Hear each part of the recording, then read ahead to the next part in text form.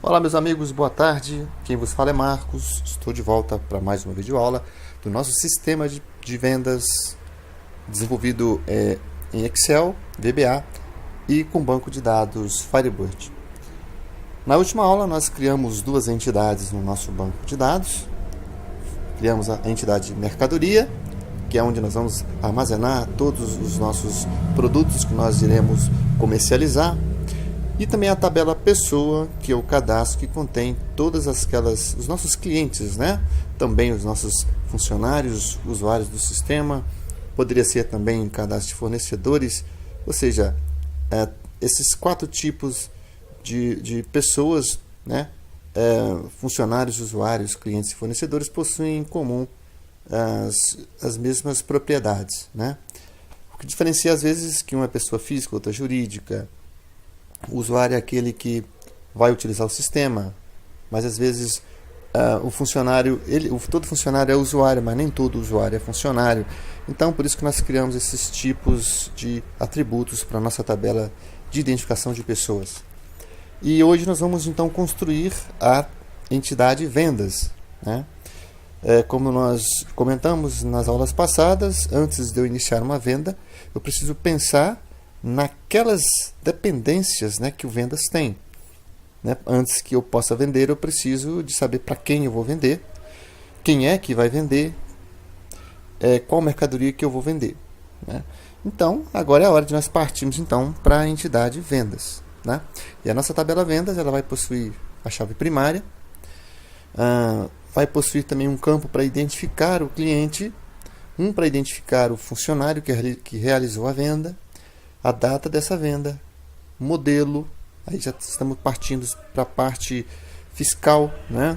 Para identificar o modelo dessa venda, nós podemos definir um modelo padrão lá, a série dessa venda, o valor total dos nossos itens, o valor total de desconto que nós aplicamos nesses itens, o valor total da venda e mais alguns valores aí, acréscimos, que poderia ser despesas acessórias e valor de frete. Então, vamos iniciar então o cadastro da nossa entidade vendas. Nós vamos então aqui clicar com o botão direito do mouse em cima de Table e vamos em New Table. Aqui nós vamos atribuir um nome para a nossa tabela vendas, que eu já escolhi aqui. Vamos usar aquela nomenclatura, né? As primeiras 3 siglas, venda. Ou melhor, vou chamar de NTF, nota fiscal. Por quê? Se futuramente você quiser ampliar esse sistema, adicionar mais algumas funcionalidades, como por exemplo compras, você não precisaria criar uma outra tabela. Você poderia usar a mesma, porque nota fiscal, o que vai diferenciar se é compra ou venda, é o que? É uma flag ou um campo que nós vamos identificar. Que aquilo é uma saída ou uma entrada, ou é uma venda ou é uma compra, né? Há várias maneiras, mas os dados que identificam a nota fiscal são iguais aos que identificam uma venda. O que diferencia são a natureza deles, né? Então vamos lá, vamos chamar de NTF nota fiscal e nossa chave primária vai se chamar NTF ID. Tá? Vamos fazer como na outra aula, vamos criar os campos primeiro. Depois nós cuidamos dos field types, do tamanho, né, que é o size, alguma coisa como not null, alguma coisa como default search, que é o valor padrão, na ausência da informação pelo usuário. Então vamos lá. O próximo campo então vai se chamar, vai ser a identificação da pessoa, né? Por que eu preferi usar essa nomenclatura de utilizar siglas, né, antes do nome da nossa entidade?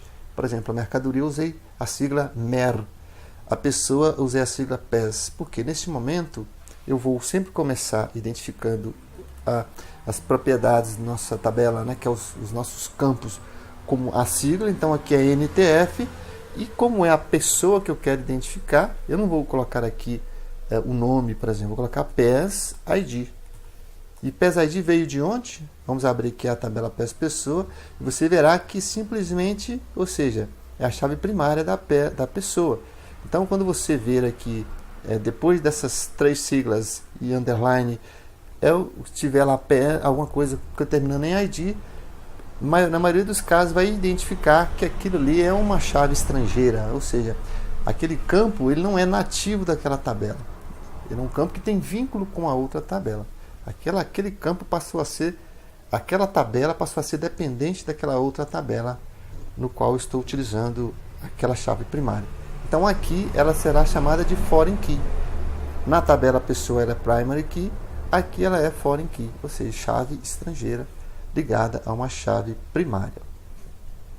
Então, ela é integer, tem que ser do mesmo tipo que na pessoa também está definido, ou seja, eu só posso fazer um vínculo por meio de ligação, de relacionamento com chave primária e chave estrangeira, usando o mesmo tipo. Se aqui é integer, lá também precisa ser integer. Ok?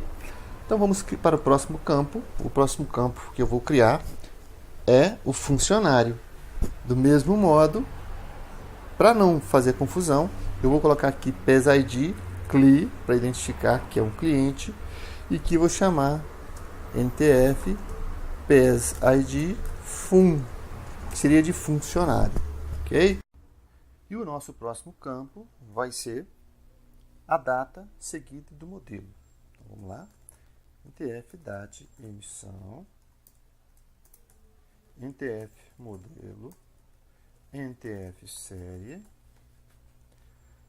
Agora valor de itens, valor de desconto, NTF VL itens, NTF VL desk, NTF VL DESP, né? Access, despesa acessória, NTF, deixa eu ver aqui, valor de itens, desconto, valor total. Valor de itens, valor de desconto e tem o valor de frete também. Vou inserir no meio aqui, tá? Insert field, no caso, vai ficar antes da nota fiscal. NTF VL frete. Então vamos agora à definição dos field types, correto?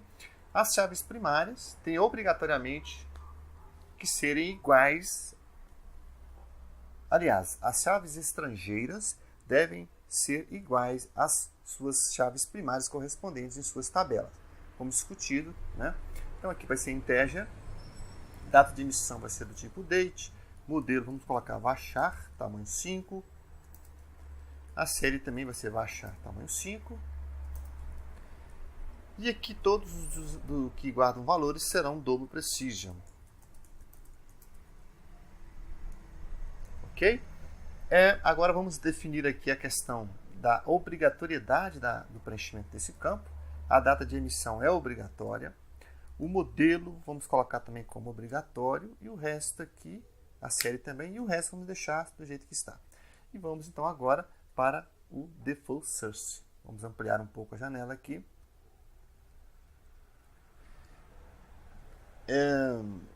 Data de emissão, vamos colocar a data de emissão como sendo a data atual do seu computador. E como é que faz isso aqui no Firebird? Você vai digitar isso aí, current date, ou seja, a data corrente, a data atual que está no seu computador. O modelo vamos colocar o 55 e a série colocar o 1. Tá? O 55 é o modelo da nota fiscal eletrônica, tá? Como hoje a maioria das notas fiscais emitidas são notas fiscais eletrônicas, existem os cupons fiscais, mas no nosso caso aqui vamos usar como exemplo para valor padrão o modelo 55 e a série 1. O restante aqui vamos atribuir o valor 0, né? Vamos colocar o valor 0 aqui, porque nossa nota fiscal começa sem nenhum item por enquanto, né? Vamos gravar então a nossa tabela, vamos clicar aqui em compile. Vejam aqui que duas operações, a primeira a criação da tabela e depois a criação da chave primária. Nós vamos comitar para que, de fato, a tabela seja criada no nosso banco de dados. Beleza, tendo a nossa tabela criada, nós vamos partir para quê? Para a criação, a definição das chaves estrangeiras. Nós já identificamos aqui que PES-ID, CLI, PES-ID FUN são chaves estrangeiras. Então, nós temos que vir aqui em Constraints, Foreign Key, botão direito do mouse, New Foreign Key, e vamos escolher aqui qual é o campo. O primeiro campo vai ser o PES-ID CLI, temos que adicionar separadamente, são duas constantes. E qual que é a tabela estrangeira, né? Vai ser a tabela PES-pessoa. Nós vamos ligar o quê? Nós vamos ligar a PES-ID CLI a PES-ID. PES-ID é a chave primária da tabela pessoa, enquanto que NTF PES-ID CLI ela é a chave estrangeira. No action e no action. Aqui você vai deixar com update delete como no action, porque isso significa que se eu tentar excluir a pessoa, existindo uma venda para essa pessoa, nenhuma ação será tomada, ou seja, a pessoa não poderá ser excluída porque existe uma venda atribuída a ela. Tá? Então, vamos mais uma aqui, botão direito, New Foreign Key, e vamos escolher dessa vez o funcionário, adicionamos, clicamos no X, escolhemos a mesma tabela, pessoa, e aqui não temos que mudar também nada, porque do mesmo modo que eu não posso excluir um cliente, eu não posso também excluir um funcionário que fez aquela venda. Continuando aqui, nós vamos então compilar. Está aqui, criação da primeira, criação da segunda. Você pode dar uma olhada, uma lida para você entender, porque essa aqui é a linguagem que o banco de dados trabalha, que é o SQL. Criadas aqui, vamos voltar de novo em Fields e vamos ver se há necessidade de atribuirmos alguma outra constraint. Nós temos aqui a primary key definida, temos a foreign key definida. E será se precisamos criar algum tipo de chave única? Bom, vamos analisar. Não há aqui, né? Apesar de que eu esqueci de um atributo aqui na nossa tabela, né? Porque o ID é aquilo que será auto-incrementado, né? A identificação única, a chave primária.